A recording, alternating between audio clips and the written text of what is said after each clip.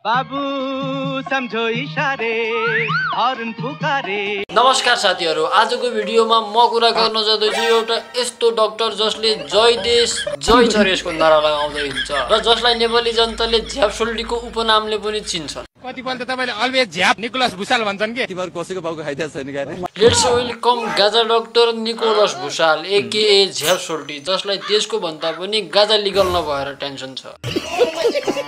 A man who started with mental health awareness but ended up giving the nation mental stress. सर्वोच्च उडाउन सकिन्न चोर रविलाई भर्खरै एउटा bomb फाल्न सकिन्छ अहिले 5 सेकेन्डमा बिहे बालुवाटा छिया। चिनिस उहाँ चाहिँ डाक्टर भए पनि पेशेन्टहरूलाई हेल्प गर्नु भन्दा पनि सोशल मिडियामा डिल गर्नमा बिजी मुन्छे। कसले सोचेको थियो र यार, अस्ति भर्खर जेलमा गएर रविको फोटो खिच्ने मान्छे अहिले आएर सत्ता खिच्ने कुरा गर्छ भनेर।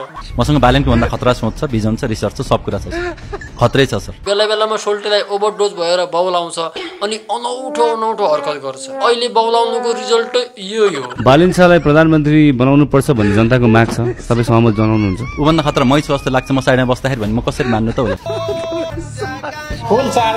From clinic to politics, one step at a time, with drama in between.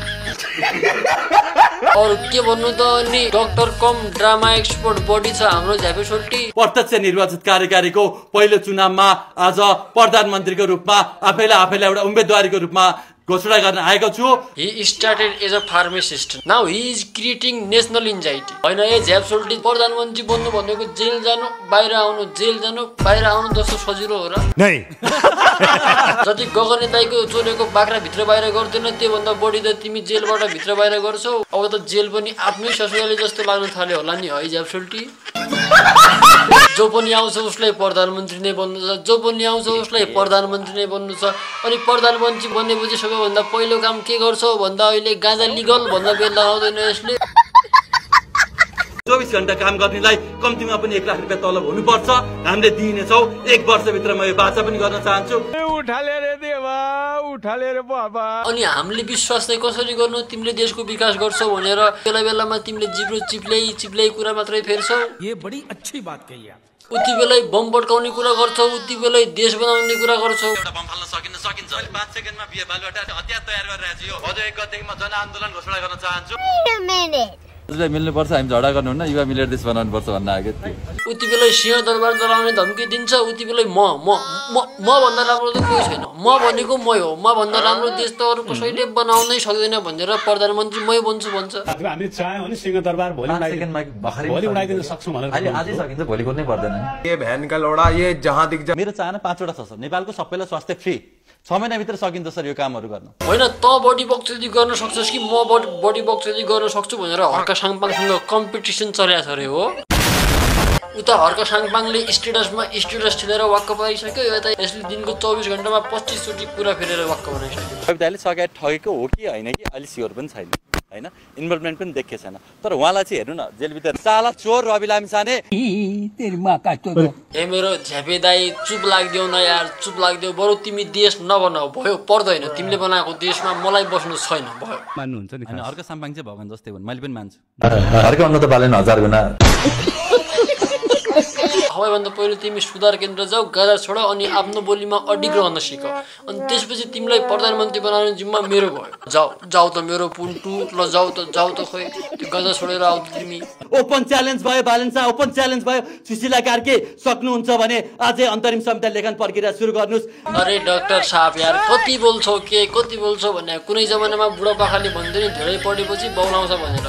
हो, आज म आफ्नै आँखा अगाडि देखिरहेको छु यो बौलाको। तिमी हुँ भन्छौ हाम्रो हेल्थको डाइरेक्टर, तर तिमी यो सोशल मिडियामा आएर अनहेल्दी कुरा किन गर्छौ खै भनिदेऊ त मलाई यार। यो प्रधानमन्त्री र गृहमन्त्रीमाथि हार्दिक श्रद्धाञ्जली भन्न चाहन्छु। उहाँहरू हाम्रो जेन्जीका लागि र युवाका लागि मरिसके।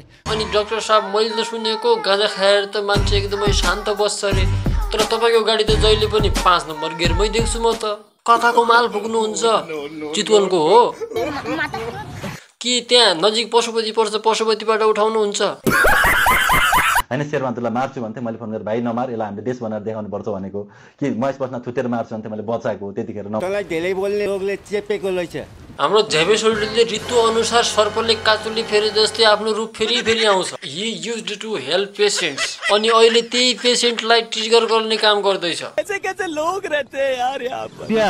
मात्र हो कि रियलमा पनि हुनुहुन्छ खास मिडिया म्यानिपुलेसन मात्रै के थुप्पो छिटो के गरेको छ नि केही भएको पनि छैन सर सिरियसली उसले भन्दा खदा त मै गरिदिन्थेँ सर ग्यारेन्टी हो सर त्यो कुरा फर्स्ट टाइम बालेनले यो गरेन बालेनले त्यो गरेन रे तिमीहरूले के गरेका छौ 24 घण्टा सोशल मिडियामा आएर भुकेर कसैले स्टेटस लेखेर फेसबुक नै पुरै गनाउने बनाइसक्यो कोही गाँजा खाएर आउँछ जे मन लाग्यो त्यही बोलेर जान्छ कोही आउँछ जेलमा भएको व्यक्तिले देश बचाउँछ भनेर जान्छ त्यही हाम्रो राजा हो भन्दै हिँड्छ कमसे कम उसमा पेसेन्स धैर्यता भन्ने कुरा त छ जुन तिमीहरूमा त कसैमा पनि छैन रात दिन सोशल मिडियामा आएर भुके गरेर जनतालाई वाक्क बनाउने काम त गरेको छैन बारेनले मुँह में आया बग दिया गाड में आया हक दिया वाला कुरा चलेको छ यता यिनीहरूको